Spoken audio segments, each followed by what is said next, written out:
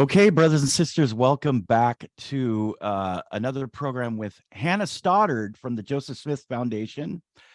I am here also with Christian Homestead. Jared from Christian Homestead. Either way, I am Troy from the Last Dispensation, and this is kind of both our program at this time. And we have back, actually by popular demand. That's not a trite phrase. People wanted you back. Thanks. and they want I'm happy to be here. I'm excited to talk to you again. That's good. And I asked you, do you remember the subject matter? It was I do. You wanted to go into a specific chapter in the Faith Crisis too, and it kind of goes into Ender's study with Mormonism Unveiled and Richard Bushman, and I was like, okay, this will unlock another door. I also conversation. To help you out, if it's okay, do you mind if we share your website real quick? Oh, absolutely. Okay. I don't know if it's updated or how often you do that. We have a team that's working on a big revision right now, but right now, yeah, go for it. Okay. Let me bring this up here. while he's pulling that up, how many people are involved in Joseph Smith Foundation? I don't think I asked that last time. Oh yeah. So it changes because we do it it's project based, and yeah. So like Troy, that's our bookstore, and then we have the main website, which is mostly like free resources and things. But to answer your question, Jared, so everything we do at the Joseph Smith Foundation is volunteer based. So people aren't paid salaries. They're not. It's a labor of love for everyone involved, and so it changes per project. So for example, when we just finished the Helen Mar Kimball book, her biography last year, we probably had about 50 people working on that project, from when it came to like the research to the editing and the footnotes and just doing research and different things like that.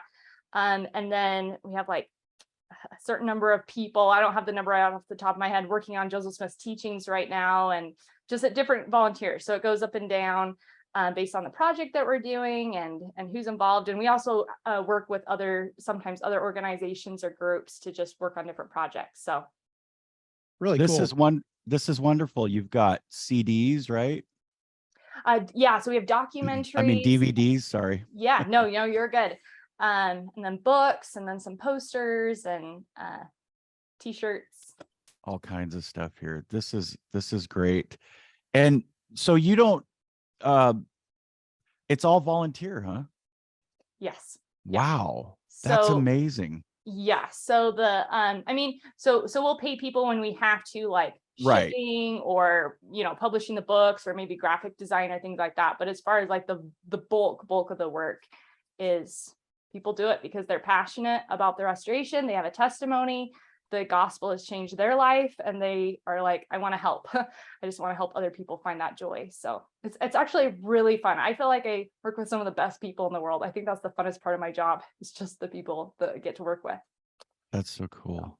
We are definitely going to leave the link again, like we did before, and any other links that you want left. And so the chapter, you mentioned the chapter. So I finished the book.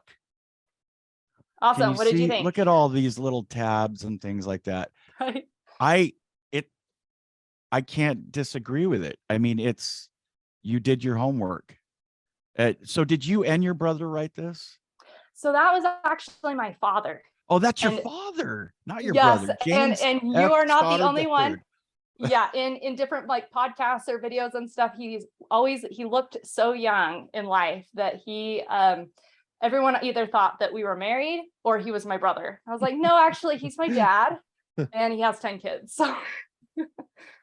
Oh my goodness. Okay. Wow. That's neat. He passed away in 2021. Right. So yeah. Right. Okay. I'm just getting old because people, I don't know. He was my age, I think, right? Yeah, probably. He was about 50 when he passed. Yeah.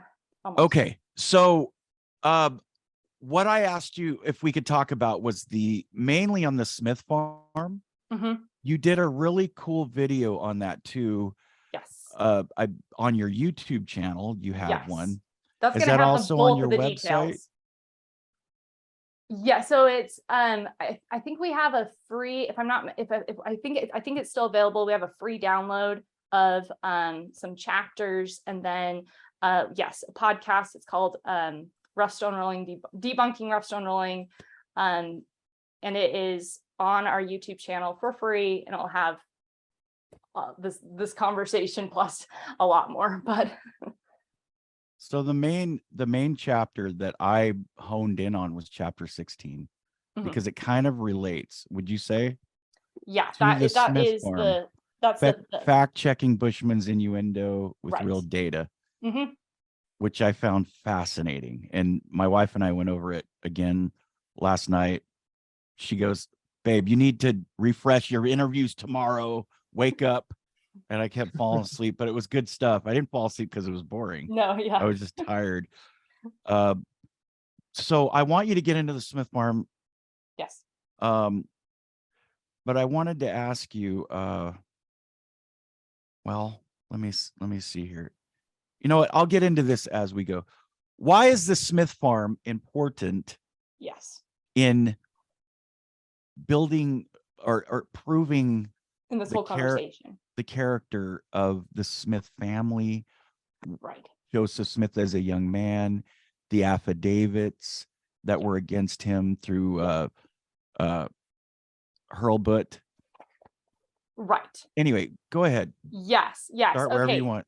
No, yeah, no, you're that's a great question. So to lay a little bit of foundation work, and this is in the chapter right before chapter 16, we talk about how if you listened, if whoever's listening to this, if you listen to my other interview here on last Dispensation Christian Homestead about Leonard Arrington and everything, there was a project that Leonard Arrington and his team were working on called the Sesquicentennial History book project, and it was supposed to come out in 1980. And basically it was a series of volumes about church history, and they had different historians working on it. And what happened was the church did agree to publish it, but then there was a breakdown, and the church actually ended up essentially canceling the project. And that's a whole nother story. There was like all this legal, and Gordon B. Hinckley was actually the point man in those discussions going back and forth. The church was like, we want to get out of this. How can we do this? We have signed contracts and everything. But the reason the conflict and contention came in was primarily over the first volume. And the first volume was written by Richard Bushman, who we now recognize today as the author of Rough Stone Rolling. In that day, at that time, he hadn't written Rough Stone Rolling yet, but he wrote a manuscript that he would later publish as Joseph Smith and the Beginnings of Mormonism. And that really started a firestorm of controversy among different members of the Quorum of the 12 and different journal authorities. It was this new interpretation of Joseph Smith. And when I say new, it doesn't mean that, I don't mean that the narrative was something that had never been told before or believed, but more that this was the first time it was being brought into the mainstream of the church, or attempted to be brought into the mainstream of the church, because it presented Joseph Smith in the magical worldview, what we recognize today, these different comments that, oh, Joseph Smith was involved in treasure digging or magic, or Joseph Smith Sr. was involved in those kinds of activities. And historically, the church was very staunch on, no, it's not true. Joseph F. Smith came out and just full on, he was like, they're lies. Joseph Smith was no money digger. Gordon B. Hinckley made a comment in General Conference where he said, just because other people in the area were involved in folk magic is no evidence whatsoever that Joseph Smith was involved in that. That was right in General Conference.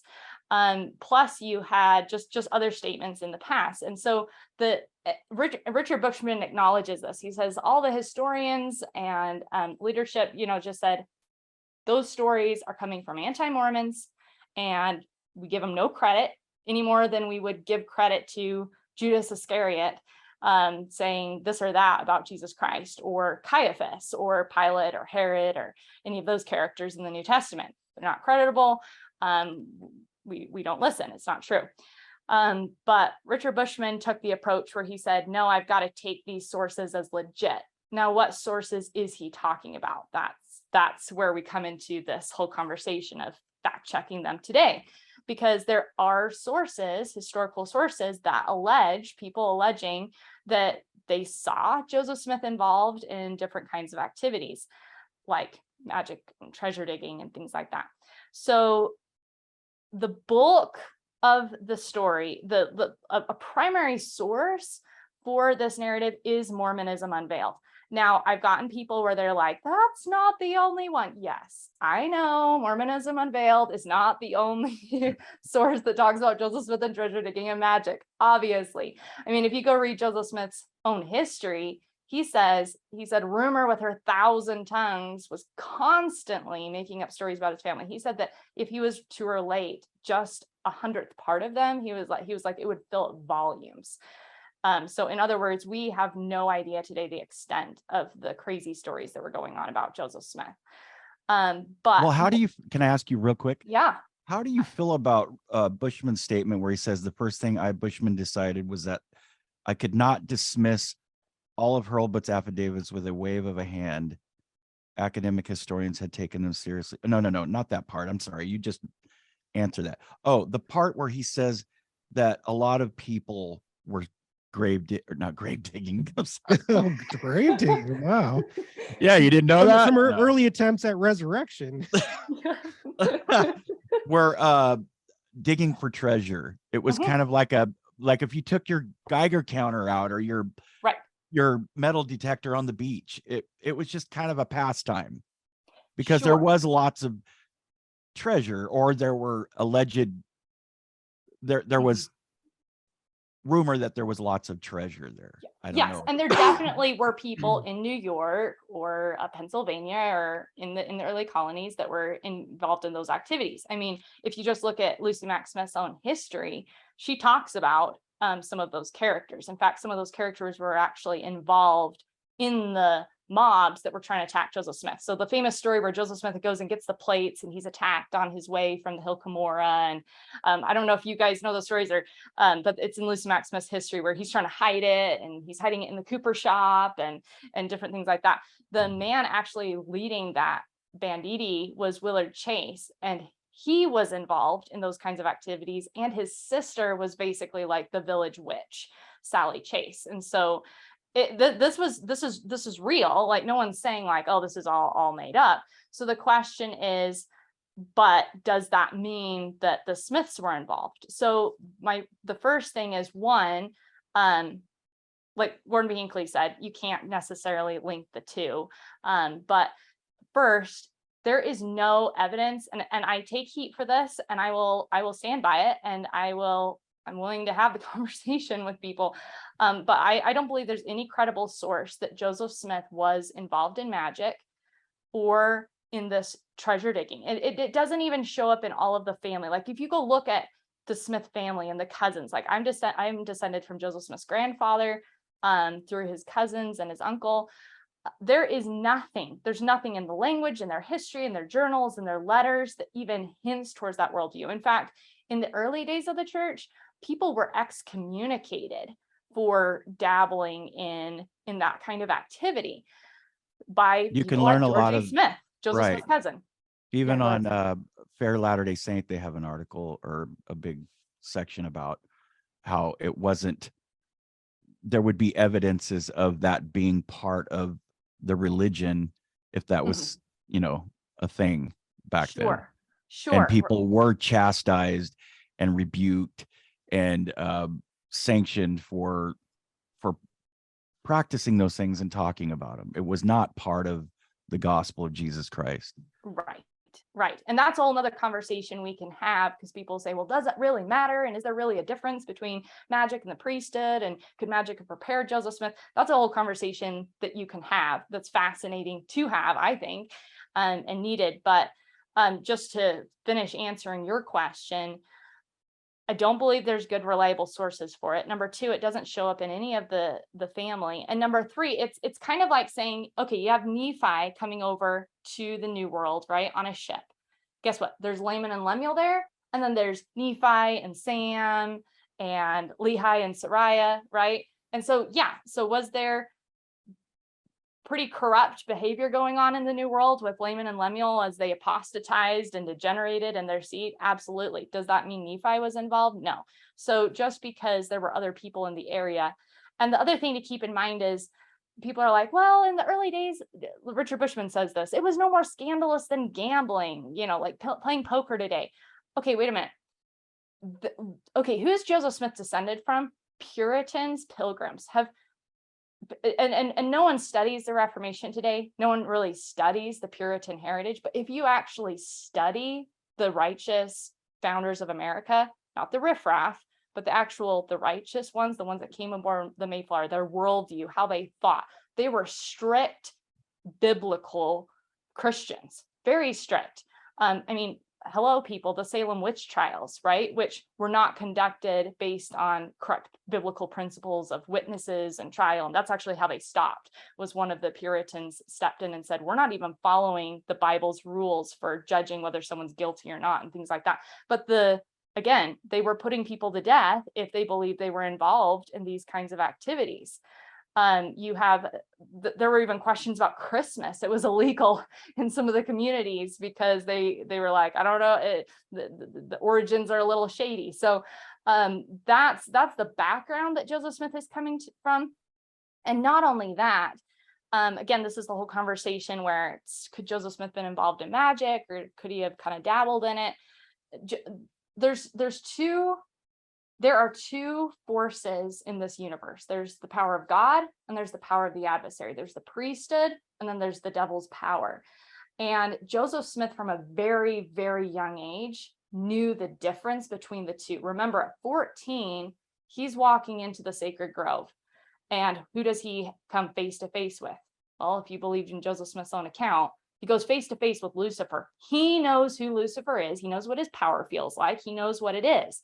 He sees God the Father and Jesus Christ. When the greatest vision that we really have recorded. This is the only time that we have documented the Father physically appearing. So not a vision or his voice being heard, but he's actually physically present. That's coming to Joseph Smith at 14. So Joseph Smith is having this incredible experience. He says he can't even share what he learned in the first vision.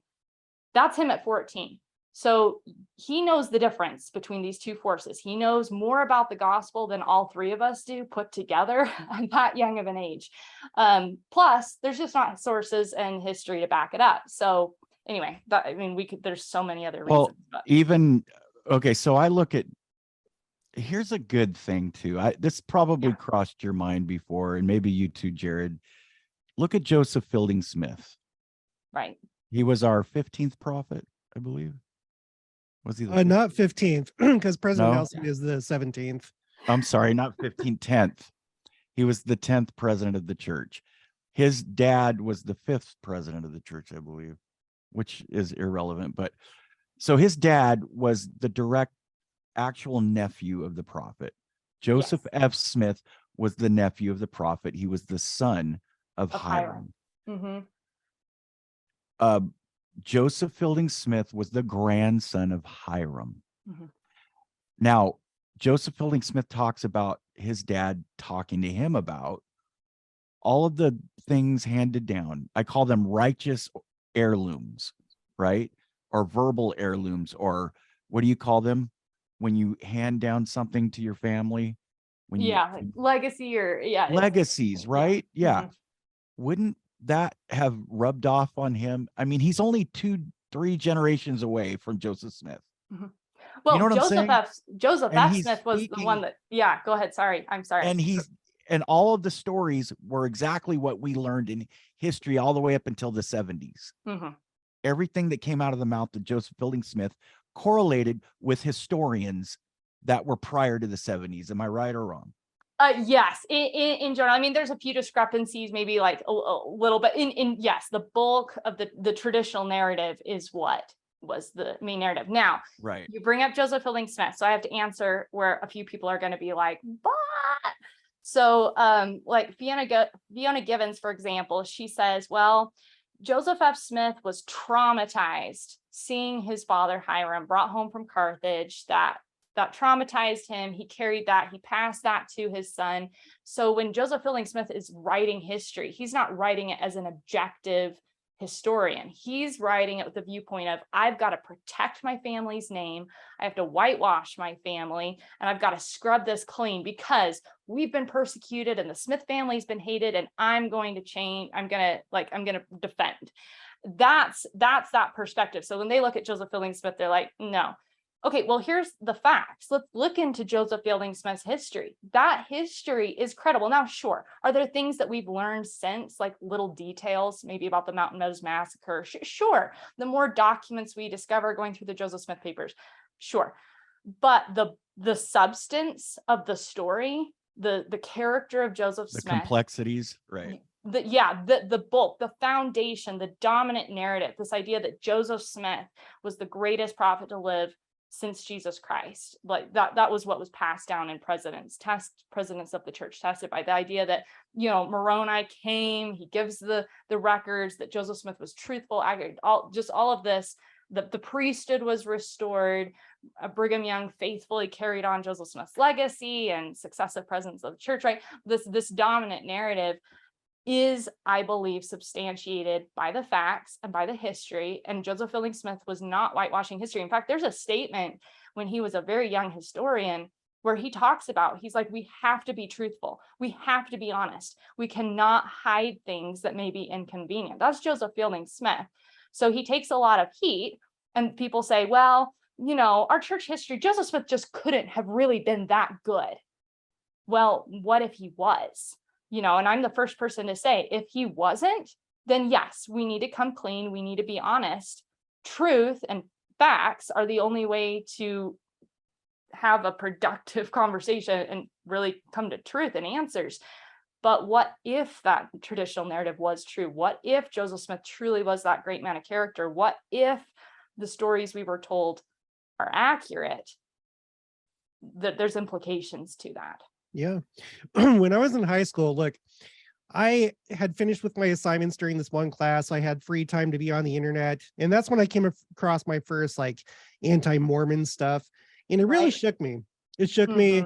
You dig into it. They start questioning different things about the Book of Mormon, according to their supposed research into archaeology and other things like that. And then, of course, the money digging comes up and whatever. And it's like, I feel like there's only two groups that these kind of things really shake. People that are maybe still tender in the gospel or new, that really haven't developed their testimony yet.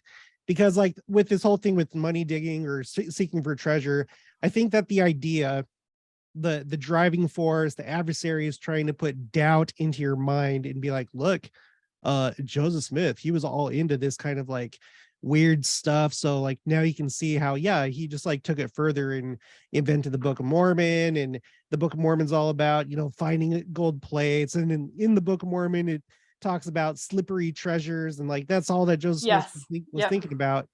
But when you think about it, okay, so let's say that Joseph Smith, some of these things were true. It wouldn't bother me because it's all about how you acquire information and what you hold is valid. First, it should be based on the Spirit and based on you praying and studying things.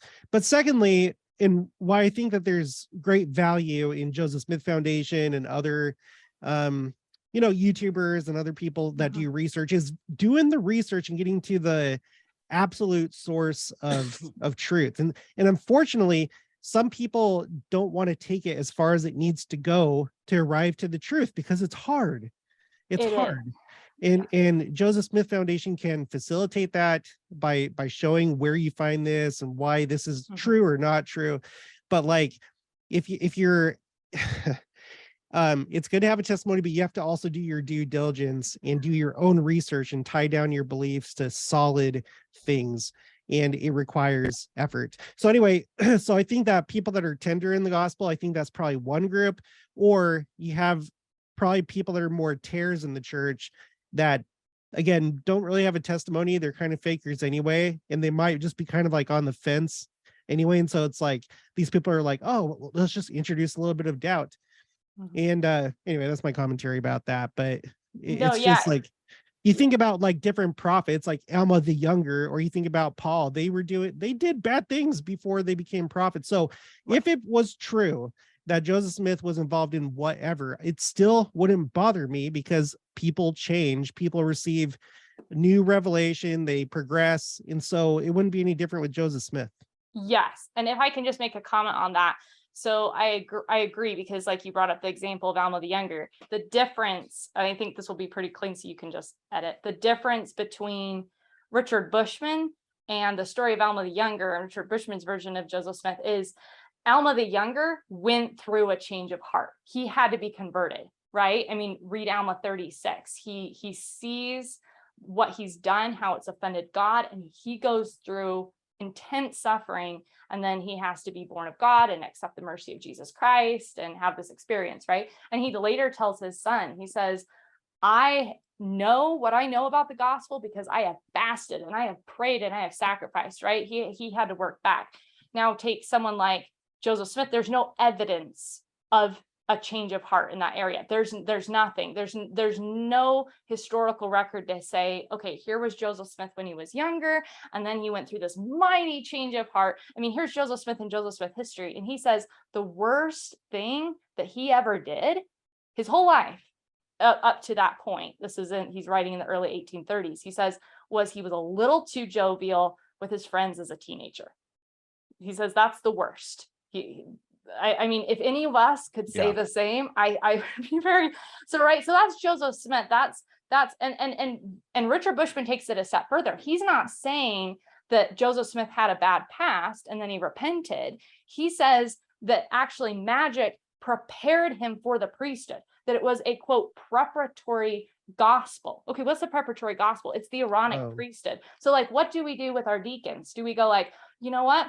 We need to prepare them for the priesthood. So let's go take them to a seance, or maybe get them all tarot cards. And, this is going to help them. Richard Bushman says that, learning about spells and having to follow these rituals with exactness could have prepared him to follow Moroni. No, the reason why he listened to Moroni and obeyed the Lord with exactness was because of his faith. It wasn't because of the occult. And the first vision. Yeah. Right. Yes. And that's almost kind of building a straw man when you think about it. I think I'm using the term right. Yeah. He takes that little bit of the magic stuff, and then he goes, therefore, because of that, this prepared him for this. No, I mean, that's very speculative. I mean, there's no evidence to the scriptures. It's contrary to the gospel. Well, I wanted to ask you something. So, who was Hiram's wife again? Mary? Yeah, so there was Jerusha was his first wife, and then she passed away, so he married Mary Fielding. Okay, so Mary Fielding was Joseph F. Smith was her son, right? Mm-hmm, that's right. Okay, we all know our families, right? You ever sat with your grandma or somebody and said, so what did grandpa do? Or they tell you about the stories of when they were little, or you don't think that Joseph Fielding Smith and Joseph F. Smith, it went right from Mary Fielding Smith, right? Because Joseph F. Smith was too young. Well, he was a boy when Hiram and Joseph. Yeah, and his mom passed away before Joseph Fielding was born, but Mary Fielding didn't live very long after. Okay. But still, it's still the family. The family culture is there. People all knew the Smiths. I mean, we're in Utah. Who are your neighbors, right? Who do you hang out with? Yeah. So also John D. Lee, that wrote Mormonism Unveiled, wasn't he kind of involved in spiritualism himself? So that is a different Mormonism Unveiled. Okay. See, I'm getting it all wrong. So that is a later publication, later 1800s. He was like an adopted son to Brigham Young, participated in the Mountain Meadows Massacre and things like that. So the Mormonism. Who wrote the original one? Yeah, so the original one is a separate publication. It was published by E.D. Howe. So E.D. Howe, that's right. Yes, okay. Yes. But Hurlbut gave her the affidavits. Yes. So was she involved in spiritualism, or was it Lee? It was E.D. Howe. E.D. Howe. Yeah. Yes. Yeah. So And she's he, basically calling the kettle black, even though the kettle isn't black that she's calling black. But right, she's, right. what is that called? Projecting? So he had a relative that was, I'm trying to remember if it was a sister or wife, but was actually a member of the church and actually donated money to Joseph Smith, but he was anti-Mormon. And I believe he was Christian at the time of publishing Mormonism Unveiled, but later on in his life, he adopted spiritualism, which is essentially another version of, I would say, the occult.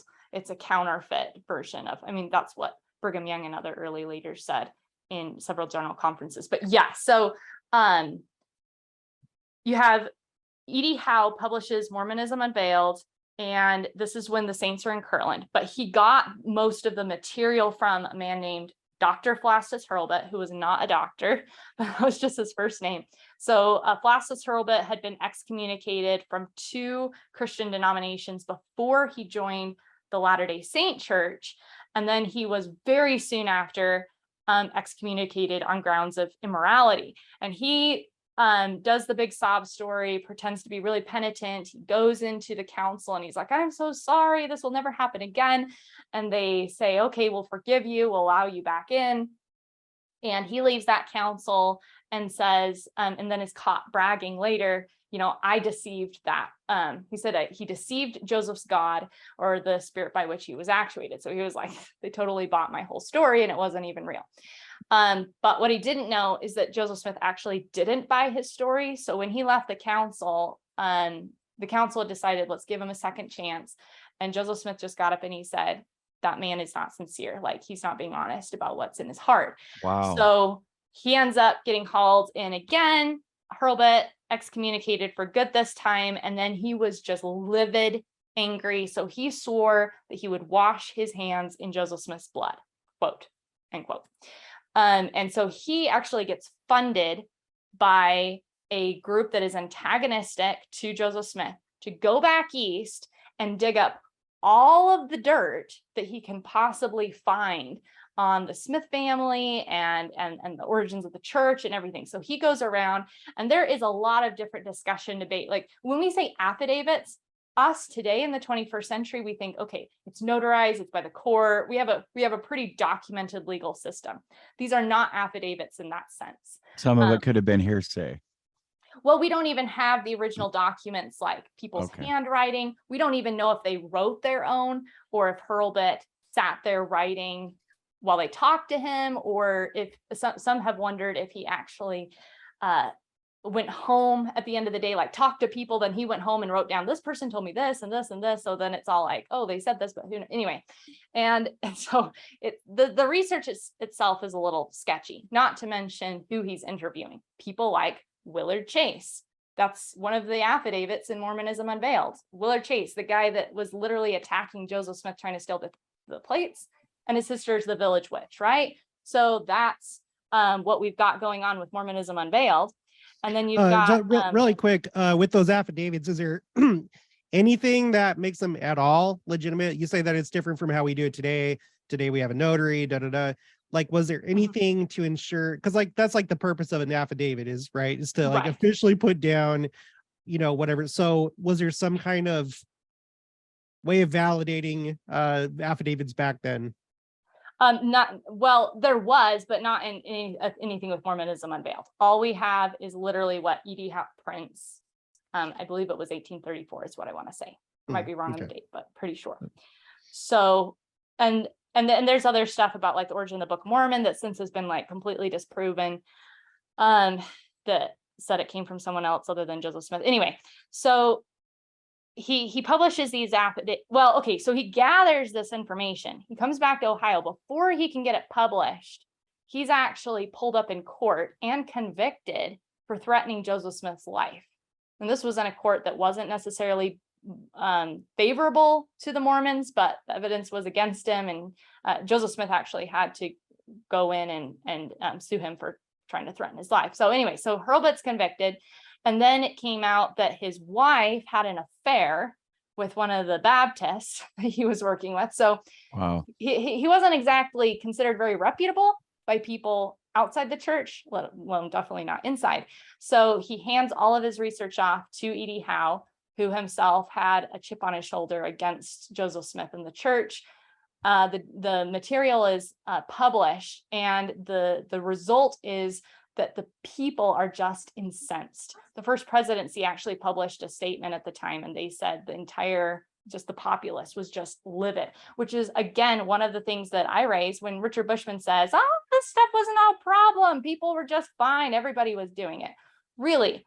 Then why was everyone ticked? And why did these tales incite people to anger against Joseph Smith?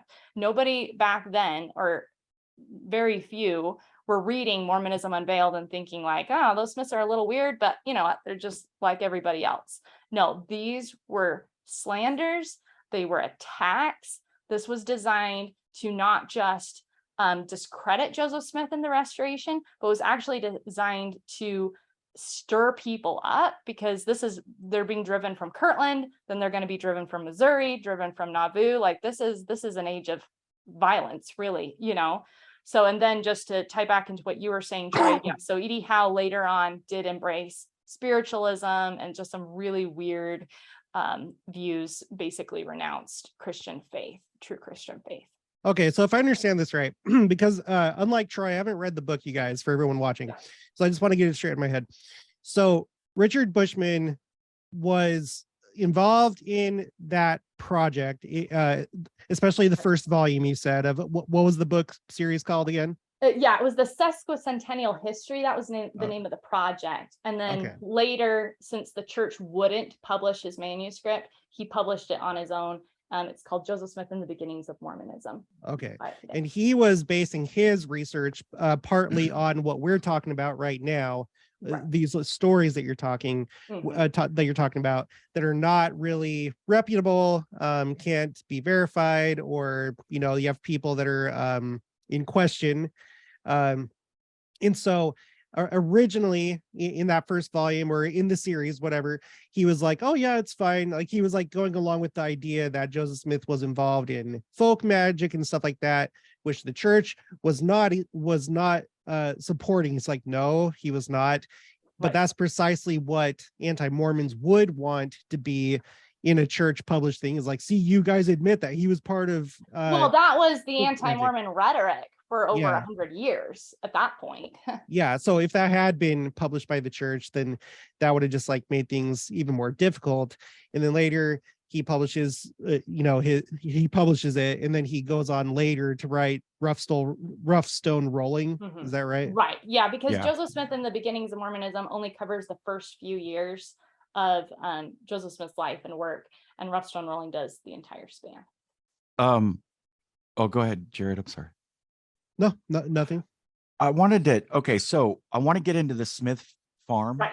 Because that's what we're getting into, right? It's but like, this is all related. And that's from, that's a good question, Jared, because the Smith family, according to Mormonism Unveiled, there were claims of laziness, alcoholism, ritual magic, treasure digging, and occult animal sacrifice even. Yeah. And you put a litany of other charges. Yeah. So we're going to talk about why the Smith farm is important. And I want you to just go with whatever. But let me ask you something real quick. Yeah. Just real quick. I'm sorry. No, you're good. Daniel C. Peterson. I like him. Yeah. What is he saying now? Because I know before he was kind of against a lot of how does he feel about Richard Bushman and his book Rough Stone Rolling? Because I can't represent Daniel C. Peterson, and I agree. Like I like a lot of the work he does. I think we probably disagree on a few things, but I think we're on the same team, right? We're defending the same team. Right. And I don't mean that like, I just want to know, are there scholars? Is there a lot, or just a handful of scholars that go, no, this is not faith promoting, this is not cool? Right. So, well, and the thing is too, how many scholars that are willing to come out and say it versus the ones that are, because I have literally sat at lunch tables with scholars that know their stuff very well. and they tell me, good job, I love what you're doing. I could never say it, but like, go for it. Like you guys And then go. others that would call you fringy, kind of, you know what I mean? Well, so then, but then you, well, You're then you not got, the mainstream narrative. which is very ironic because we're the ones supporting the mainstream narrative. This is the narrative that was literally held to and defended by the church for over 200 years. For 160 years, well, Right. until the 70s, which doesn't make sense to me because Well, you would even think later, that right? Because well, you would go ahead. yeah. Well, the like Richard Bushman's manuscript is being debated. It's the basis of the divided opinion among the 12 here in the late 70s. And who's there? Ezra Taft Benson. I think it was Thomas S. Monson. Let's see, I have it marked in here. I'm trying to remember the Mark E. Peterson, Boyd T. Packer, Thomas S. Monson, and Ezra Taft Benson. Those were the ones that were very concerned, at least according to Leonard Arrington, about the Sesquicentennial History Project and things like that. So it's later than the 70s. That the 70s is just kind of like when this movement's kind of really getting organized a little better. And it's a battle still today.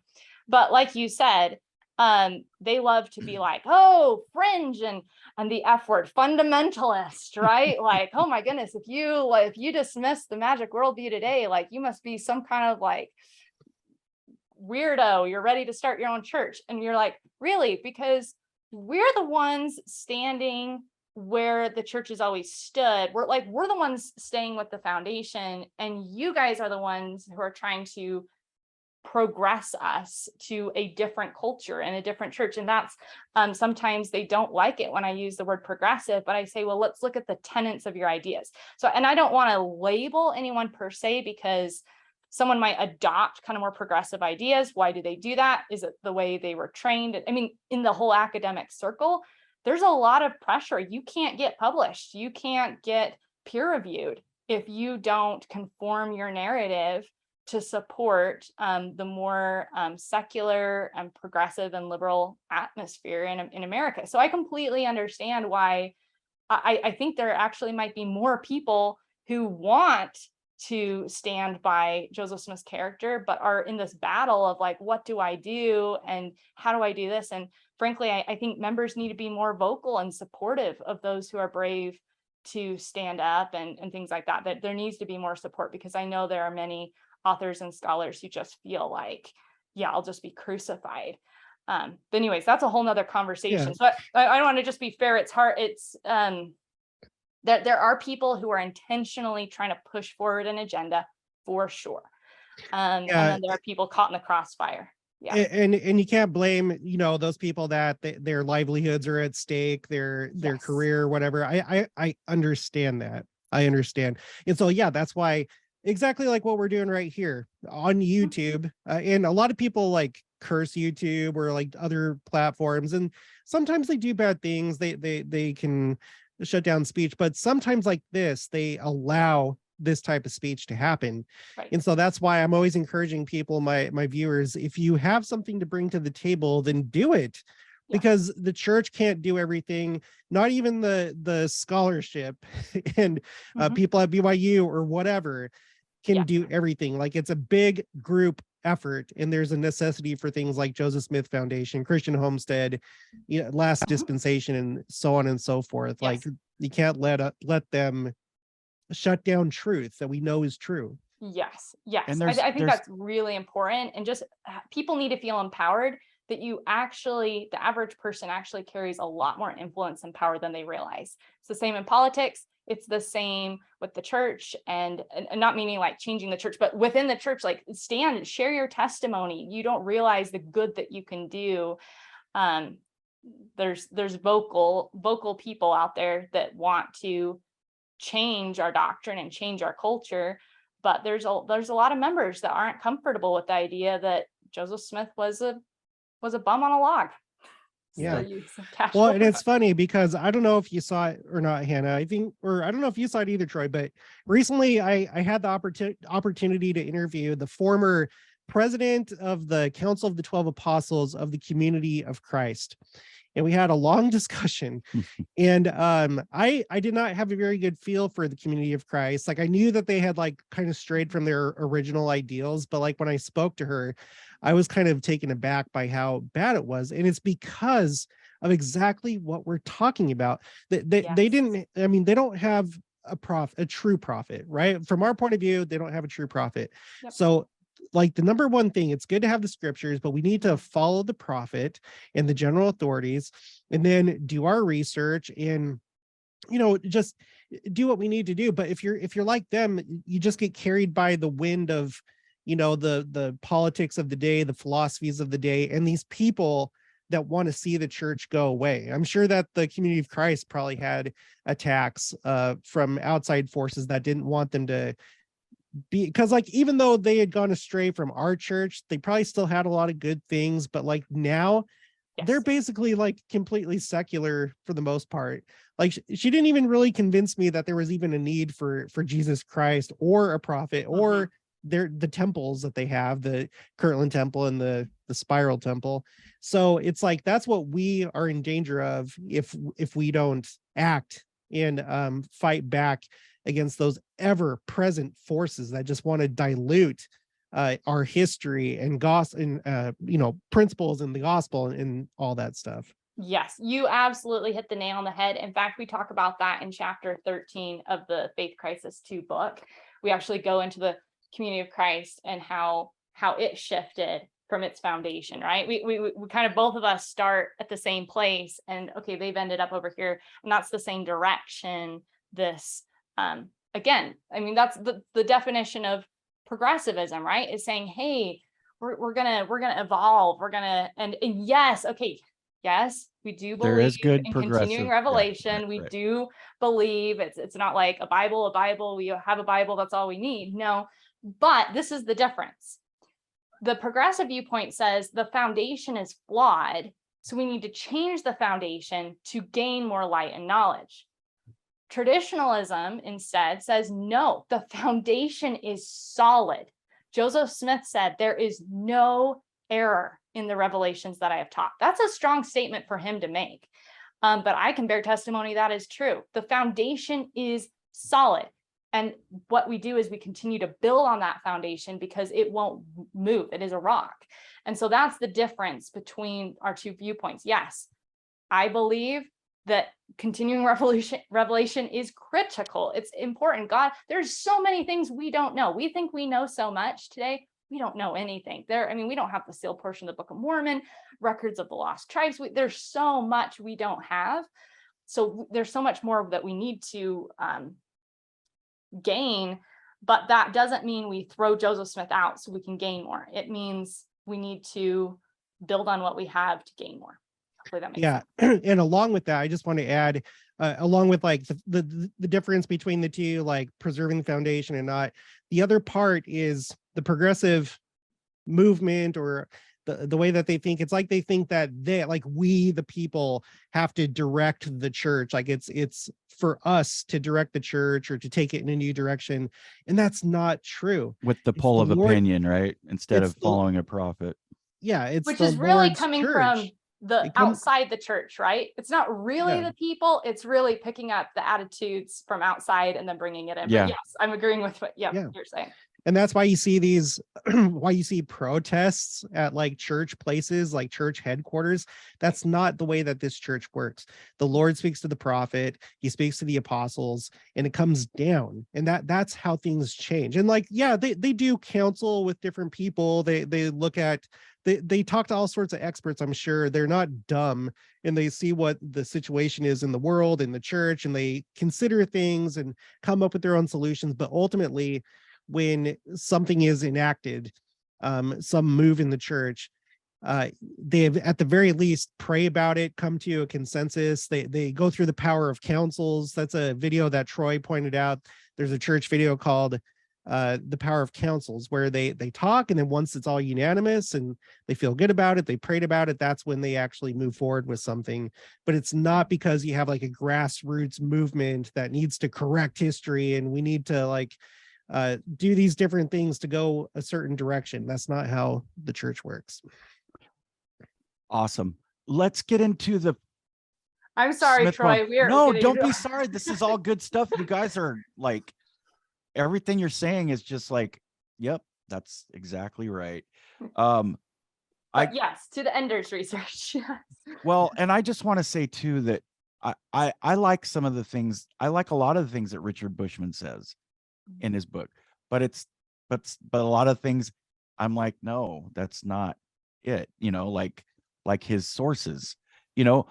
and because I'm not saying he's not a good person and he's not sincere. Wasn't he even a patriarch at one time?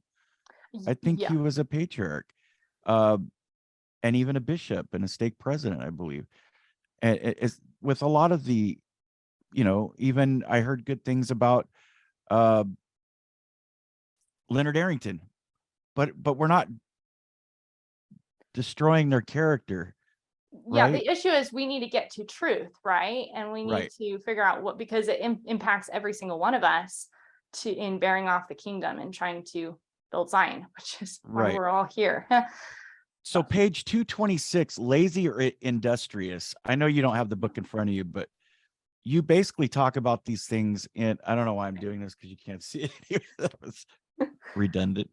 But you talk about that in your video.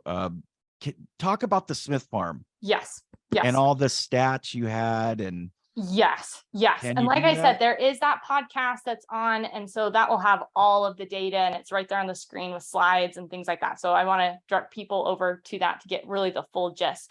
But the essence is we have these stories, right? Specifically when it comes to the Mormonism Unveiled affidavits. And the question is, we can sit here like we have for the last bit and talked about like, okay, is this doctrinally viable? Are there, who do we trust on sources and things like that? But at the end of the day, is there any way to actually test them scientifically? And so that is what a man named Enders did. He said, what are quantifiable facts in these affidavits that we can go verify, we can go test? And so he went and got land records and tax records and farm account books and soil surveys and building surveys and just different specific data to say, okay, in Mormonism Unveiled, I can't necessarily test per se, did Joseph Smith, yes or no, kill a dog and sprinkle its blood to do like animal sacrifice? Like, I can't test that. None of us were there. But what I can do is they have this picture of the Smiths where like Joseph Capron's affidavit, the whole family of the Smiths were notorious for indolence, foolery, and falsehood. Their great object appeared to be to live without work, right? So the Smiths are lazy. They're not working. Henry Harris says, oh, he would tell fortunes. He had a stone he put in his hat to tell fortunes, and that's all that they did. Anyway, so we're saying, okay, so we have this picture of the Smiths, that they're lazy and they're indolent and they don't work. Can we test that? And so what he did, I think, was brilliant.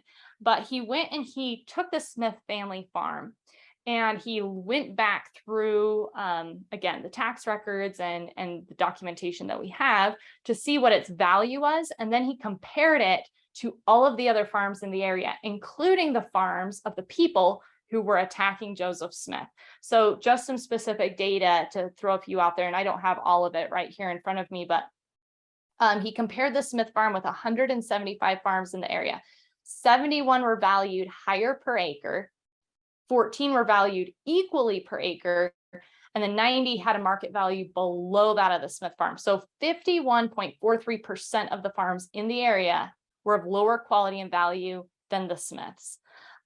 He goes through, okay, like, so basically he was documenting that the Smiths were not these squatters who were living in tents, disheveled and uneducated and kind of the scum of society, hanging around like, let me tell your fortunes and digging out with the neighbors at night, right? Like that. He's like, no, is that your witch voice? That's what I can do. No, just kidding. No, but that their farm was larger and it was better maintained than the majority of their neighbors.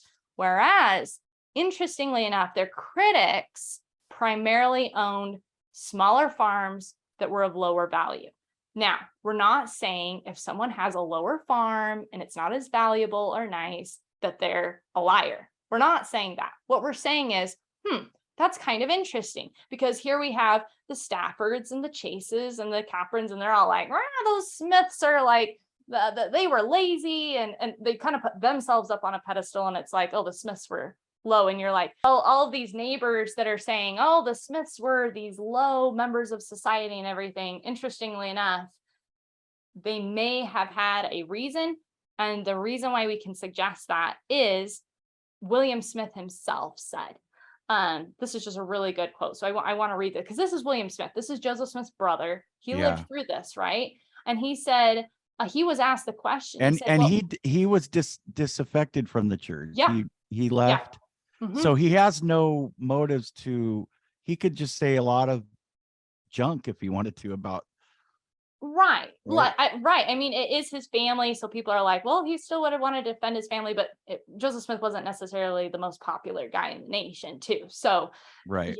just, but the question was asked, it said that Joseph and the rest of his family were lazy and indolent. This is what William Smith says. He said, we never heard of such a thing until after Joseph told his vision, and not then by our friends. So he's like, we were pretty respectable until everybody decided that they wanted to kick us out. He said, whenever the neighbors wanted a good day's work done, they knew where they could get a good hand, and they were not particular to take any of the other boys before Joseph either. We cleared 60 acres of the heaviest timber I ever saw. We had a good place. We had from 12 to 1,500 sugar trees. And we're going to talk about the statistics on the sugar trees and the maple, because it's absolutely incredible. It just statistically and with data annihilates this idea that the Smiths were lazy, that they were indolent.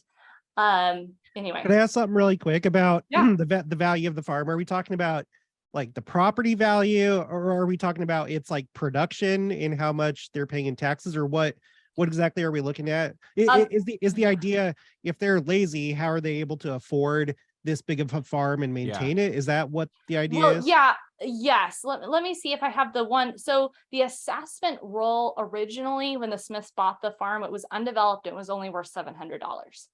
10 years later, the property had doubled in value, what the appraisal said, $1,300.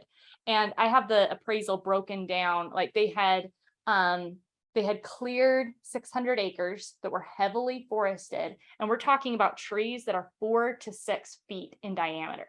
Yeah. And there's no power tools. This is Joseph Smith Sr. out with his boys clearing the land, right? That was approximately 600 trees that they cleared. They had to put up fencing, which placed about 4,000 10-foot rails, moving tons of stone. They put in an orchard, a barn. They built a shop. The frame home was unfinished at the time, but it was 2,000 to 3,000 rails. Again, it's not just drive to Home Depot and load it in my truck, right? Well, I'll tell you, I have a homestead, and right. I do not enjoy cutting branches or anything with my chainsaw. With my chainsaw, it kills me. And then I put up an electric fence using just T-posts. And that was one of the worst things I've ever done. Yes. So doing it like how he did it back then, putting up like an actual fence, cutting down entire trees with manual tools, that you cannot be lazy and accomplish that. It's impossible. Yes. It's impossible. Right.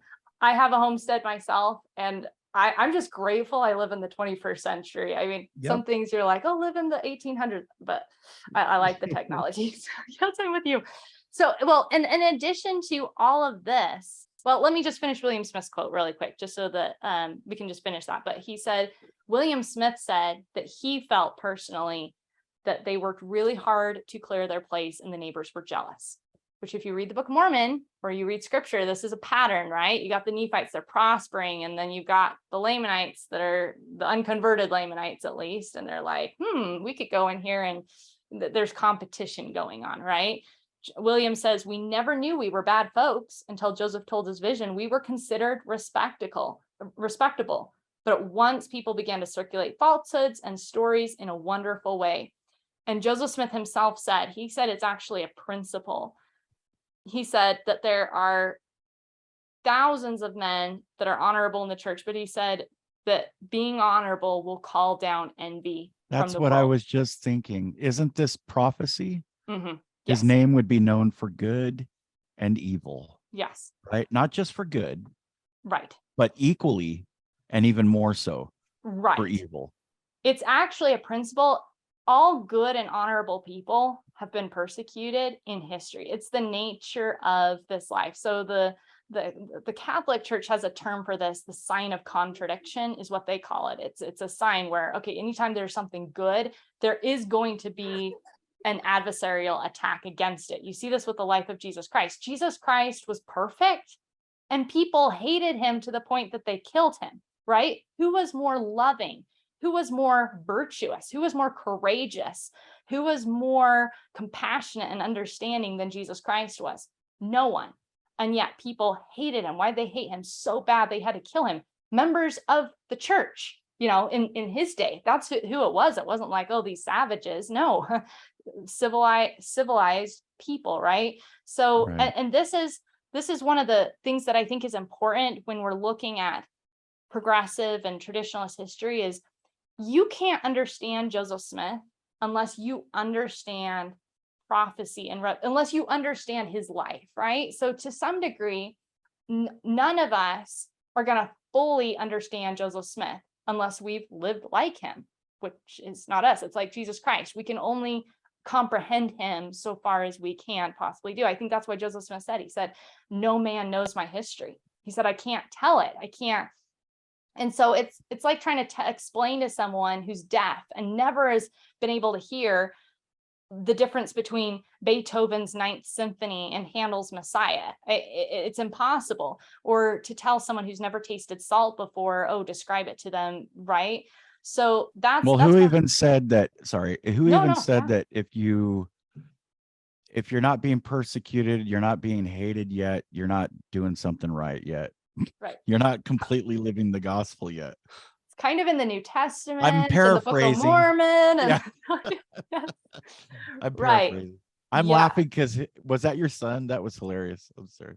Oh yeah, he yeah, he made a guest appearance. But yeah, it's all about like it really, because when you are living good, if you're being productive, if you're living morally, whatever the case may be, essentially what you're doing to the people around you, and it's not like you're trying to attack them, but they perceive it as an attack, is you're holding up a mirror because they see you doing well and them being the lazy ones, and then afterwards they project and say, oh, Joseph Smith is lazy, but in reality it was probably reverse. And it makes them feel bad about themselves. But the way that you handle that is, instead of like wallowing in self-pity, you look at them, you look to the Smiths as an example and be like, you know what, I want to have a farm like the Smiths. I'm going to get to it and see what I can do. But that's that's one big difference between toxic people and people that aren't toxic, is how do you react to other people's success or other people's strengths. And so, yeah, Joseph Smith, I'm sure I know that he is very gifted in many different areas, and that's going to make people upset just by virtue of him being good at things. Other people are going to get upset at that. Did you go through this whole list yet of things that they not did? of their working? Is that where? Yeah, and even what fascinated me, the biggest thing that fascinated me about what you said on your video even was, and I think you mentioned it, was about the neighbors. Most of their neighbors had smaller farms than they did. Yes. Yet they're calling them lazy, right? There's evidence that they even contracted out. That's where I was going to go, because once you start going through the list, you're just like, okay, I didn't have time from a workaholic family to do witchcraft.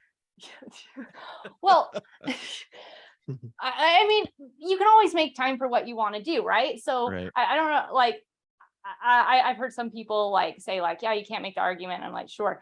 The argument is saying, okay, if we can take the data from these affidavits that are quantifiable, because some things you can't test with data, but the things that we can test, if we test those and they turn out to be false, why would we trust the other information that can't be tested? And that is where Daniel Peterson has a really good, you mentioned Daniel Peterson, and I actually had a quote from him. This is what Daniel Peterson said. He said, if the hurl that how affidavits cannot be trusted on matters that can be quantified and tested, there seems little reason to trust their judgments in the less tangible matter of character.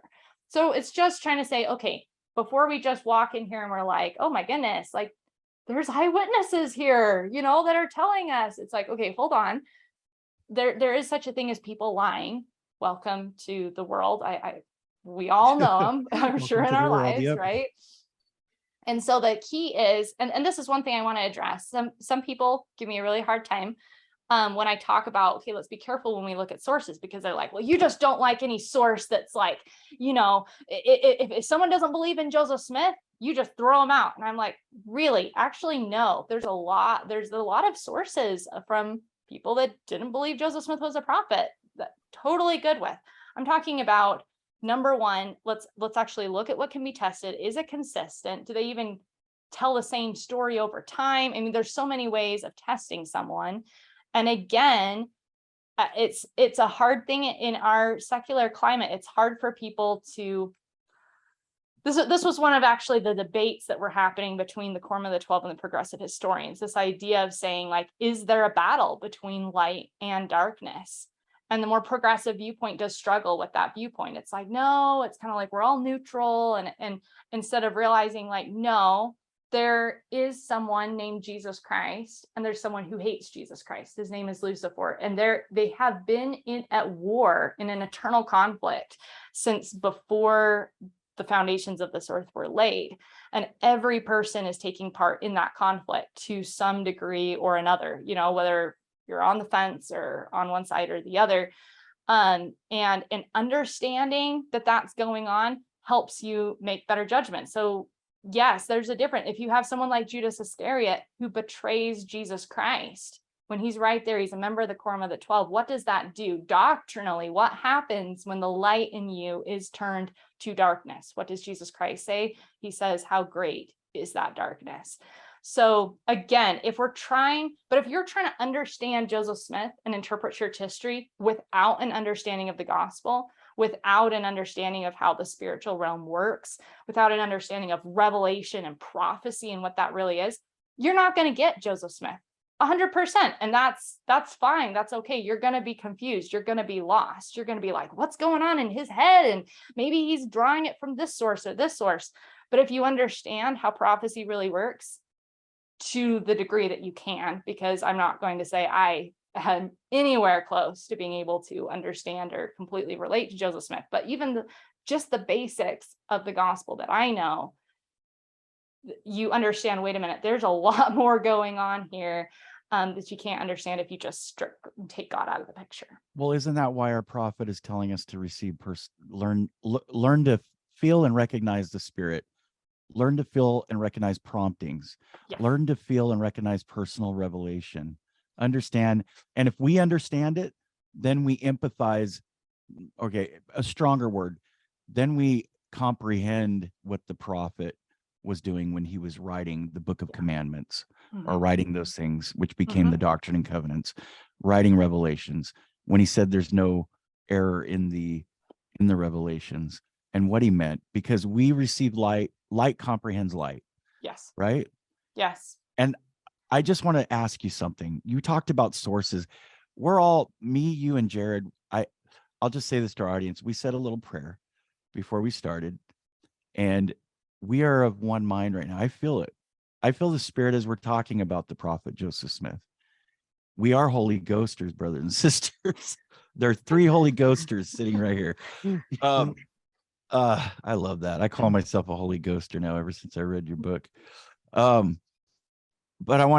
there have been critics, and I even in the comments section, that have said, well, Hannah, she uses second, third-hand sources. Why are her sources, because they're pioneers and they're early members of the church, why are they more valid than the second and third-hand sources of the other people? Here's the difference. Those promote faith, and they come from different characters of people, right? The character of the person matters. People and if will they get promote faith, squirmy on promote faith, because they're going to be like, oh, well, are we just going to just, diss everyone that's not on this, a bandwagon to like protect the family name, right? That's the Fiona Givens argument against Joseph Fielding Smith. So I like what you said about do they have faith? Because this is something I'm just going to throw this out about. Some people are like, well, any source that's years down the line cannot be trusted as credible. Really? Because if you've had spiritual experiences, I can tell you that if you are faithful and true, you only progress in the spirit and you progress in righteousness. And 10 years later, I don't know about you guys, but I would say spiritual experiences I had 10 years ago, I understand them better today than I did when I had them at the time, because my understanding of God and my just with repentance and growth and I'm progressing, I come closer to God. And the more I do, the more light I gain and the better I understand the past. So sometimes people say like, well, so-and-so wrote about this spiritual experience and they wrote it 30 years after the fact. And I'm like, you know what? That person was faithful and true. They had the spirit. I trust their account 30 years after the fact better than the one that was 2 years after the fact, because they're writing from an even more prophetic perspective. That is something, again, someone that doesn't accept the Holy Ghost, someone who doesn't accept revelation, someone who hasn't experienced spiritual experiences for themselves, they're not going to understand that. They're not going to grasp that. They're going to be like, what are you talking about? That makes no sense whatsoever. So again, and that's where I think the biggest thing is, as we talk about why do some people get taken out by these history claims or leaving the church, I think one of the biggest things is we need our youth to be better equipped in understanding the gospel, in knowing the scriptures. And that is what I love about Joseph Fielding Smith, because Joseph Fielding Smith is someone who had spiritual experiences. He's someone who sacrificed for living the gospel. I mean, if you read his biography, he left on a mission shortly after he was married. This was back in the days when they called people on missions when they were married, he gave up a very lucrative job so that he could work at the church office building. He left a different job and chose to get a lower paying job in another time of his life, because he said, I want to only be in a place where I'm going to be surrounded by a good atmosphere that's helping me keep my standards. He was a man who, when he was tempted, he said no.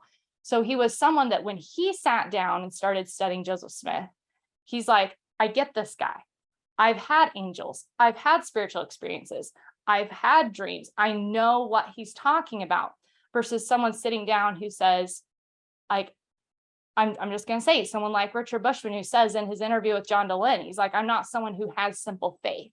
He said, I had a faith crisis in college and I didn't recover it all of my testimony. He says that. That's his own words.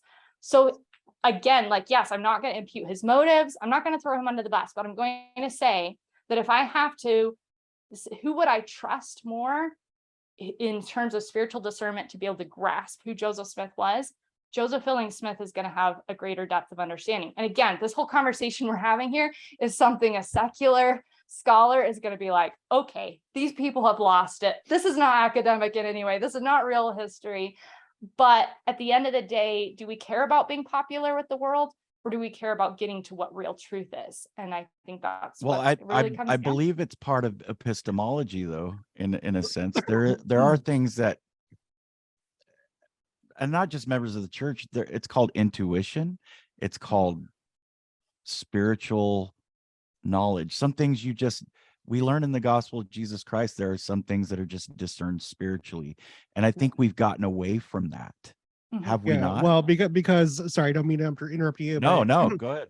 Because secularism, scholarship, science, they're focused mostly on objective truth, objective. And that's not the only truth in the world.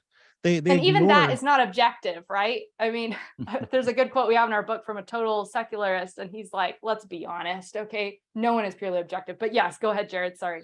So it's like, yeah, they've basically, by definition of who they are, what they're trying to do, how they've defined science and whatever, they have eliminated an entire aspect of reality. And I understand why it does have to be that way, because you do have crazy people That's the problem with this world. You have liars, you have crazy people that claim that they have spiritual experiences, but so Yes. it's hard to tell who's telling the truth. But that doesn't mean that people aren't having true subjective experiences. So, like, I don't know about you guys, but when I was on my mission, I never wanted somebody to join the church because I was able to prove that the Book of Mormon was true or prove anything except for through the Spirit, because that's really how things need to start when it comes to you and your knowledge about the truth as far as the gospel goes, is recognizing the Spirit, because the Spirit is able to do things with you that nobody else can do, both putting things in your mind, in your heart, and like just testifying to you that things are true. But additionally, as you continue down the path of life and on the covenant path, and you exercise prayer and stuff like that, you see blessings, and you see things that can't possibly happen unless unless this is real. That should be the most real thing. And so when you come across something about Joseph Smith and it's like, Joseph Smith was a money digger and he was into mysticism, it's like, okay, all right, that maybe that unsettles me. But what you do is you hold on to your testimony, research it if you need to, pray about it. That's like probably the first thing, pray about it. And thankfully we have good resources like you, Hannah, Joseph Smith Foundation, and others, Interpreter Foundation, that if you really need to like satisfy that itch in your mind, you can go down and do it and find good sources. But ultimately, really, if you know that the Book of Mormon is true, if you've already prayed about it, if you've had miracles in your life, then it's obviously all true. It's all or nothing. It's not part. And if there's some kind of discrepancy, you just have to exercise patience, maybe work toward that answer, see if you can research it. But if you don't find an answer, I mean, just leave that to the eternities, but stick with what you know. Mhm. You know that you've been blessed. You know that you felt a certain way when you got baptized or when you were in church one day. So that's the problem with scholarship. It's a problem, but it's not. They do have to do things the way that they do, but they don't necessarily take into account the spiritual side. And we as individuals have to take all of it together. Yeah, can I make one comment on that? Because so I completely agree with what you're saying, and just to expand on that, in the Doctrine and Covenants, we're told that we're supposed to acquire wisdom through study and also by faith, right? So the two go hand in hand. And so what is study? Study is kind of what we're talking about here, studying out the sources. Who was Joseph Smith? Let's get to know him.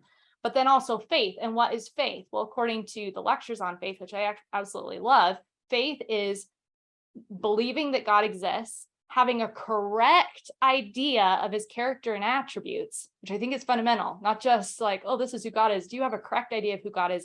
And knowing that your life is in harmony with his will, which brings in everything you were just saying, Jared. You got to live right. You got to be keeping the commandments. You've got to be in tune with the Spirit. You've got to be praying, and you got to say, okay, I know who God is. And that's one of the reasons why I do believe we're not just talking about history here, because this is critical to faith, because faith is having a correct understanding of God's attributes. It's how God lives and how he acts and how he deals with us as people. We're trying to become like him, right? Well, who is he? What kind of a communicator is he? What kind of a scientist, a father, a brother, an artist, a musician? Obviously we have very crude culture and art, so his is much more advanced, but still he's a human being. And so that's one of the reasons where people are like, oh, it doesn't matter if a prophet is righteous, or it doesn't matter, maybe God did something different. It's like, no, God has character that you can rely on. If God doesn't have character that you can rely on and trust and know this is how he's going to behave, these are the laws he operates under, you can't have faith in him. He's a being that's constantly changing his mind. No. And so when he says, do not, in the Book of Mormon, he says, trust no man to be your teacher, except he is a man of God, walking in his ways, keeping his commandments.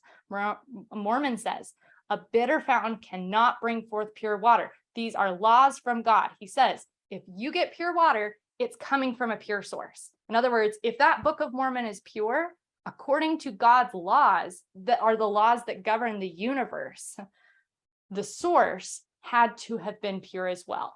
And the purity of Joseph Smith is to the level of the purity of the Book of Mormon. I mean, this Joseph Fielding Smith talks about this as well. And so, and the reason why it matters is because how are you going to live? All of us live our lives every day. Our worldview influences the decisions that we make and how we act. And trust me, your theology makes a difference. How I govern my life, the choices that I've made, sometimes making really stupid choices versus good choices that have brought me success. When I understood God's character and I put myself in alignment with how he operates, that's when I had success. And if we think Joseph Smith was off just doing his own thing and playing his own game, but you know what? God was still fine with him. He was just, he didn't live good, but he still did incredible work. Well, guess what? Then I don't have to live worthy either. I'll be just fine letting it slide. Anyway, so sorry, that's a little bit long, but it does matter. We're not just sitting here talking about trivia. Truth matters. And so to the person that is squirming and says, I don't feel comfortable when the theology doesn't line up with the history, I say, well, there's a reason for that. Let's figure out truth in all areas. I don't think the promises in Moroni would be there if they weren't called a promise. I don't think you talk about, right? When I was saying earlier, we've gotten away from that in our theology. We're afraid to say, I know the gospel is true because I feel the Spirit testify to me of that. I'm not saying people aren't doing that at testimony meetings, but there are people sitting in the audience going, well, I haven't felt that. So you can't, how dare you get up and say, you know, the church is true, right? Or Alma chapter 32, you said study, we learn by study and by faith, right? Well, if you don't pick up and read Alma 32, which is study, right, then you're not going to know the pattern of receiving the Spirit, right? But it's a promise. Those are promises in the Book of Mormon. Those are promises by prophets. Our prophet wouldn't be telling us today, talk about narratives. The leader of our church, our prophet, seer, and revelator is telling us, seek personal revelation. He talks about the Spirit all the time. You know what I mean? Yeah. No, absolutely. And you're 100% right that is heavily looked down on or downplayed increasingly. And we're warned about it in the Book of Mormon. I don't have the verse right in front of me, but right where he says, woe, if like to the Gentiles in the last days, like woe to you if you live in a day where miracles cease, right? He says they will be there if faith exists. And there is, I do agree. I think people feel maybe intimidated or unsure, or maybe it's weird to be able to get up and say, I know by the Spirit, this is who Joseph Smith was, you know, and that's why I think that was what was so different about Jesus Christ. Jesus Christ showed up and he said, he spoke with authority. That means he walked in that room and he was like, this is how it is. This is truth. This is error. This is okay. This is not. Here's how history happened. He just said it instead of like, well, you know, maybe I could be wrong, but this is my opinion, or like, yeah, there's truth everywhere and everybody's good and everyone just has a different perspective. And this is my perspective, but your perspective is just as like, no, he walked in and he was like, this is truth. And that took the Pharisees back. They were like, who does this guy think he is that could just walk in here? That's one of the reasons why people have a hard time with people like Ezra Taft Benson or Joseph Fielding Smith, these Holy Ghosters, right? Because they walk in and they say, this is truth. And I know it. And I don't know it because I had a feeling or because I had a thought. Yes, the Spirit speaks to us through our mind and our heart. But revelation is communication with God or God's messengers. It's a literal thing. It's not just like, oh, goosebumps. And I think that's something, again, that has to be Jeremy Reynolds kind of gets confused about that in the CES letter, where he's like, well, a lot of people have goosebumps and a lot of people think they have a testimony. And you're like, no, you're misunderstanding what revelation is. Anyway, that's a whole nother conversation, but yeah, there's so much to it. Yeah, there is. So what more about the Smith farm did you want to, Yeah. Let's see. Well, probably what I would say is people can go watch the video, but like you said, there's a list where we go into the Smiths. And we'll leave the link to the video. Yeah. Too. The Smiths Okay. were contracting out work. They were digging and rocking wells, digging for salt, harvesting crops, like for other people. So they were running their own farm. Plus they were doing all this work. Plus they were producing all these items for resale. Carpentry work, cider, garden produce, maple syrup, maple sugar.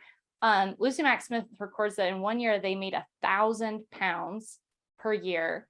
Daniel Peterson estimated that level of production that the Smiths were producing, they would have had to tap more than 500 trees, collect 60,000 pounds of sap, and burn 10,000 pounds of wood over a week of 20 to 24-hour days to burn off that water. Now, again, how are they getting the wood? They're not just pulling it in from Home Depot, right? They got to go cut down the trees. They've got to, so this is tons of labor. Plus, this is what I just love about the Smith family. And this is one of the reasons why we've got to bring back more of this history. It's so inspirational. But the Smith family actually held family scripture study or devotionals twice every day. And Lazar Snow said that Joseph Smith did a period where it was 3 times a day. Okay. I'm going to be completely honest. I'm nowhere near that level. I'm just trying to do, I'm not even going to admit publicly on YouTube how often like we hit our family scripture study mark every week. But I'm not anywhere close to the Smiths. Sorry. I have goals. It's hashtag goals on my list, but and I have a dishwasher. I have a washing machine and a dryer, and I have a phone, and I live at a heated house where I just hit the thermostat and sets it exactly the temperature I want, right? Here's the Smith family living in the 1800s with none of this technology. They have to support themselves, and they have a big family, right?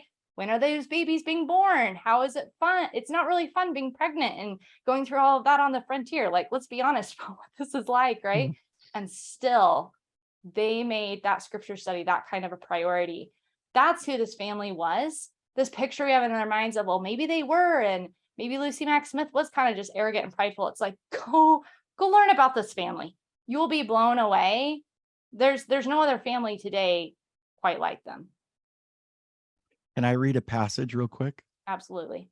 Are you ready to wrap it, or what's going on with you guys?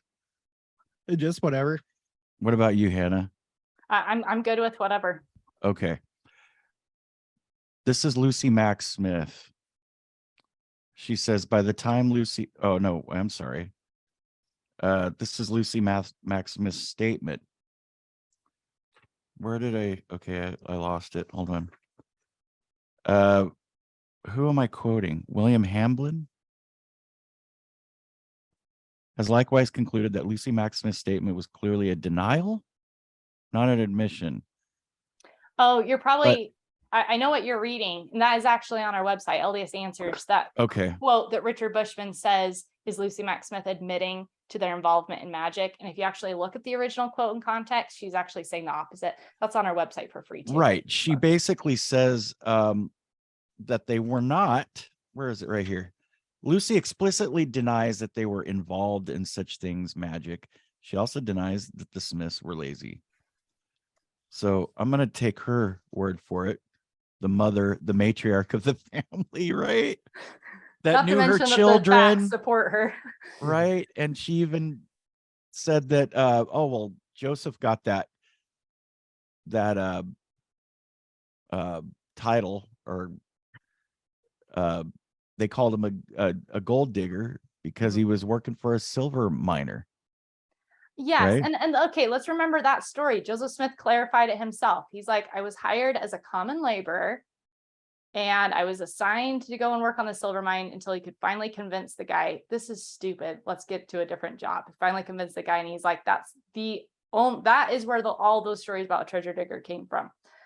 Anyway, so it's just kind of funny how then we've got this whole whoa. And I mean, it's in the Joseph Smith and the Beginnings of Mormonism, like Joseph Smith Sr. and Joseph Smith are fighting because Joseph Smith is like, let's not hang out with those money digging people anymore. And Joseph Sr. is like, yes, we will. And you're like, okay, Joseph Smith Sr., like, have you read what the Lord said about Joseph Smith Sr.? He sits in the council with the patriarchs and is a God. That's in the Doctrine and Covenants. Have you read about him. There's an amazing book. It's called The Father of the Prophets by Mark L. McConkie. Absolutely incredible. I want to do a movie or something about Joseph Smith Sr. one day. He is like the unsung hero of the Restoration. Where did the movement. rumor come from that he was an alcoholic? There is a blessing where it's crossed out, and that's a whole nother conversation. I don't want to get Okay. into, we Okay, can get no, into we it. don't We have can to. come back for that. But yes, but okay. That'll pique some interest for next time. I wanna would ask- love to come back and talk about Joseph Smith Sr. and Lucy Mack Smith. So I want to ask both of you guys something. I'm going to take a little turn here. You know how the Book of Mormon talks about the church being in condemnation, right? Well, maybe not those exact Doctrine and words. Covenants. Yeah. Okay, but even the Book of Mormon says that the church became prideful, or the church. It Oh, talks about right. the church. See, I should have had better references. No, for you're that, good. I but- think the verse you're probably thinking of, and I don't have it right off the top of where it's at, but it's interesting. Mormon says pride came into the church, at least among the Nephites, he says, not among the church, but those who professed Right. to be Okay. members of the church. That's the point I make. Yeah. Are we seeing that happen today? Do you think? I think so. I think it Okay. depends. I think that oh gosh, that's a lot to like think about, because like what I see right now is, at the very least, things are becoming more obvious as far as like people separating themselves, wheat and tares, people like choosing to leave the church, people that are continuing in the church. But as far as like pride goes, I think so. I think that comes with a lot of things, but it's something that is kind of promoted, I feel like, by society, is to be proud of yourself, be yourself, and accumulate wealth and just be awesome. That's one thing, but I do think that there are a lot of tares. I think that, and I know that this isn't like the most popular thing to say, but I think in certain areas there are more tares than not. You know, I've been in a couple wards where it was kind of uncomfortable. Like everyone felt kind of like robots, and a lot of people were kind of distracted by just worldly things, sports, or going out and camping, ATVs, going on a vacation, whatever. And it's just like it was just like nonstop, just like pleasure seeking and pride. And one thing that has always like struck me in the Book of Mormon is clothes. How like one of like the first symptoms, it seems to be like when you have a society that starts to get prideful and like sick spiritually, is they start to like wear costly apparel. And the reason why you do that is to separate yourself and show that you're higher up. And I feel like that's something that I've seen kind of like increase in certain areas. And this is no disrespect to anybody in Utah. I am originally from Utah, but I feel like Utah has kind of like become more and more and more worldly and secular, more, and no disrespect to anyone in California, but kind of like following in the footsteps of California and just becoming more. I'll say this because I'm in Utah, right? Yeah, I know you're in It's a Utah. battleground, and it's a battleground for a reason. It's ground zero for the center of the church. So the Lord's got his best spirits and the devil's got his best spirits. Like they're both sending their best. But I mean, there's amazing people everywhere. But that's why I just mean like it's a battleground. There's some of the best people, and there are some very interesting characters. Yes. Yes. So I don't know.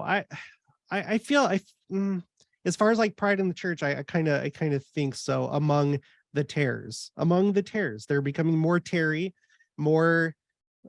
I've seen so many of them from like my mission, or just people that I grew up with, that it seemed like they were good LDS, but I always knew that they had kind of had a bent toward the world and fashion and being cool, and being cool by the worldly sense.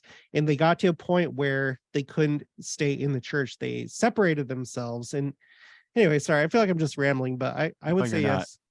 I know. I would say yes. Yeah. Well, go ahead, Hannah. I was just going to comment on that. I think a good passage is Mormon 8, because I wouldn't consider myself a good judge of the state of the world, but I think Mormon is, or Moroni, I guess this is Moroni. But Mormon, in Mormon 8, verse 35, this is when he says, I speak unto you as if you were present, and yet you're not. But he says, but behold, Jesus Christ hath shown you unto me, I know you're doing. And he goes on, he says, I'm seeing your day. He says, guys, you're walking in the pride of your hearts. You love money. You love your fine apparel, the adorning of your churches more than you love the poor and the needy. And he says, this is the very, okay, this is the Book of Mormon. This is not me, right? So don't crucify me, guys. He says, O ye pollutions, ye hypocrites, ye teachers who sell yourselves for that which will canker. Why have ye polluted the holy church of God? What is the holy church of God? Is that the Baptists? Is that the Methodists? Is that the Seventh-day Adventists? No. That's us. That we are the holy church of God. He says, why are ye ashamed to take upon you the name of Christ? Why do ye not think that greater is the value of an endless happiness than that misery which never dies? Why do you adorn yourselves and yet suffer the hungry and the needy and the naked and the sick and the afflicted to pass by you? Why do you build up secret combinations to get gain? And he says, the sword of vengeance hangs over you. I call unto you to repent. Miracles are possible. And then he finishes, right, the rest of the book of Mormon. So he's pretty strong on our day, but I don't want to leave it on that note, because like you said, the wicked are becoming more wicked and the righteous are becoming more righteous. We know from scripture that this earth is the most wicked earth of every earth that Jesus Christ created. That's pretty crazy. World without number, and we're on the worst. It's like, congratulations, guys, you signed up. Isn't that what Joseph Smith taught? It's in the Pearl of Great Price. Yeah. And then there's an Enoch interesting, when he's yeah. There's a interesting quote from Brigham Young where he says that God, like this is the earth that would crucify Jesus Christ, right? So you have spirits like Jesus Christ and Joseph Smith and Enoch and Moses and Adam and incredibly great spirits sent to this earth. And then you've got the worst spirits sent here. And what happens when you have that kind of a conflict?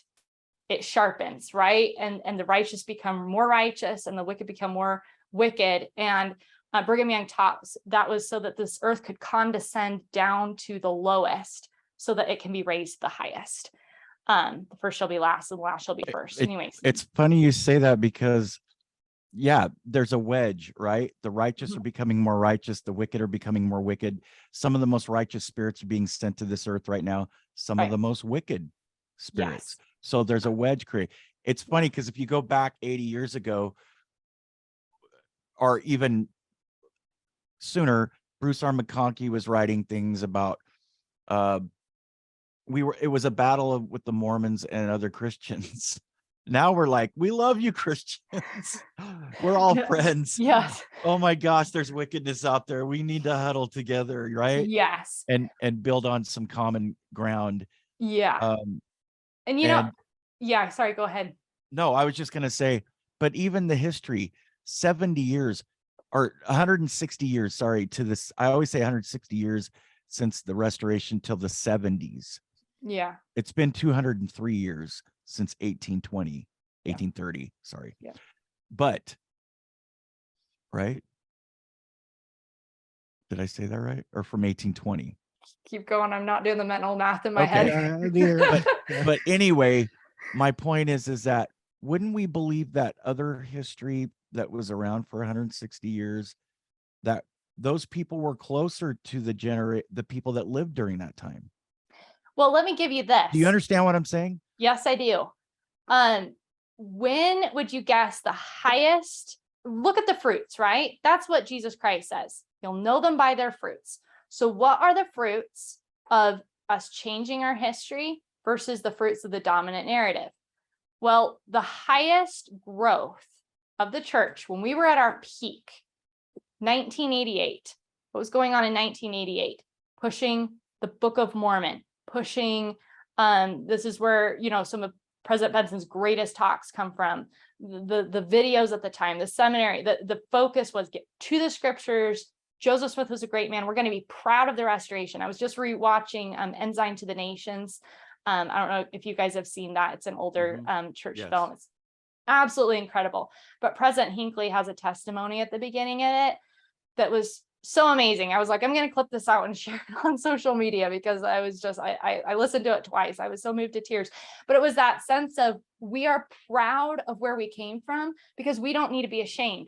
And that's what I want people to take away. If there's one thing that I can accomplish before I die, is I want people to know you don't have to apologize for Joseph Smith. You don't have to apologize for our foundations, where we came from. You can be proud of it. Yes, there are people who apostatized. There's people who made mistakes. But when you look at what God did and what was done and the foundation that was laid, it is something you can be proud of. And that foundation is worth defending, because it is the only hope for the world. We have a world that is falling apart right now, and people are trying every kind of expert, every kind of psychology, every kind of program, every kind of fundraiser, like money, billionaire corporations, like everything we can do to solve all of these problems, everything from pornography to health epidemics to political problems and war and teenage rebellion and divorce and mental illness, and just the problems go on and on and on and on. We're trying everything except for mostly the gospel of Jesus Christ. And I just want to like bear my testimony that the gospel of Jesus Christ will work. We have to have faith. We have to, and that is what I believe is at stake. The adversary is trying to move us away from the gospel of Jesus Christ, move us away from our foundation, because he knows that that is where the true source of hope and the answers are. And that's why I believe right now we need people to stand up. Every single person. Joseph Smith's patriarchal blessing says that the day would come when thousands would stand up to defend his character. When he was in Liberty Jail and he's just crying before the Lord over all of these brethren that had turned against him, the 3 witnesses had turned against him. And Joseph Smith tells him, he says, fools will have you in derision, but he says, thy people will never be turned against you by the testimony of traitors. We are Joseph's people today. We are the pioneers of our generation. We are the Latter-day Saints. Be proud of that. Be proud of what you come from, and do not be turned against your roots by the testimony of traitors. There you go. Praise to the man. That's a good note to end on. Yeah. That's my Yeah. fire and brimstone. There's soapbox. Are you guys saying we're ending? I think I'm feeling it too. I think maybe we should, otherwise it's going to go too long. I know, right? Okay. Not that so- I couldn't like talk forever. No, but I'm. This has been. Thank you so much, Hannah. No, I thank you hope to that both of we you guys. covered everything that we wanted Loved it. to. Before we go, I want to share everybody just real quick the website. Just one more time. Okay. Whoops, sorry. Where is it? Right here. Okay, folks, so here it is. Go check it out. There's all kinds of stuff. Yeah. And the Faith Crisis series. And I was just going to mention, Troy, Go that ahead. is No, our go ahead. store. Yeah. If you go to the main, just josephsmithfoundation.org, we have there. a ton of clicked. resources that are free, hundreds and hundreds. So yes, we do have products that unfortunately we can't just ship for free because I'm not a billionaire. One day, maybe. No. So if I just leave the link again, they can click to the store, right? Yes, yeah. If you just go to Okay. Joseph Smith Foundation, there's a link to the store at the top, but there's tons of other resources, and you can search and things like that. Okay. awesome. Thank you guys so much. And that's it.